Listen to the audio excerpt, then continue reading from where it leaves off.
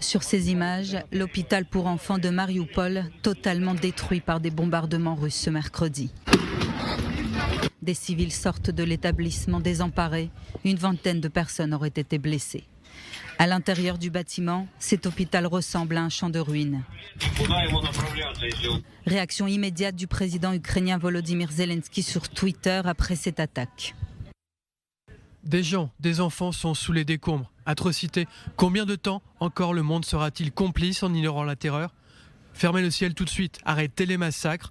Vous avez le pouvoir, mais vous semblez perdre l'humanité.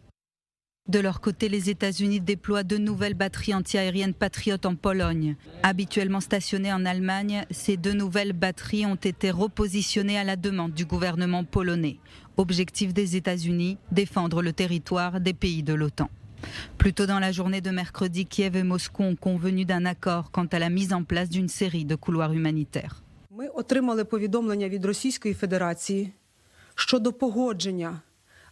Nous avons reçu une notification de la Fédération de Russie concernant l'approbation de nos itinéraires précédemment proposés, ainsi qu'une notification de la Croix-Rouge internationale concernant l'envoi d'une lettre en son nom avec cette approbation.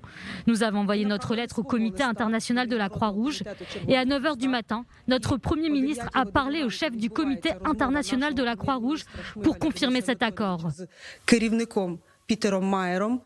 Des couloirs humanitaires donc pour évacuer des civils, mais également pour apporter de l'aide aux populations présentes sur place. Sur ces images fournies par le ministère russe de la Défense, plus de 120 tonnes de vivres, mais aussi des médicaments, des vêtements ainsi que de la literie sont livrés aux habitants de Kharkiv, deuxième plus grande ville d'Ukraine. Une aide principalement destinée aux femmes, aux enfants et aux personnes âgées, annonce le Kremlin. Moscou constate des progrès dans les négociations avec Kiev, c'est en tout cas ce qu'a déclaré la porte-parole de la diplomatie russe. Mais sur place en Ukraine, la situation reste des plus tendues. Ce mercredi, la compagnie nationale de production d'énergie nucléaire a annoncé que la centrale de Tchernobyl a été coupée du réseau électrique.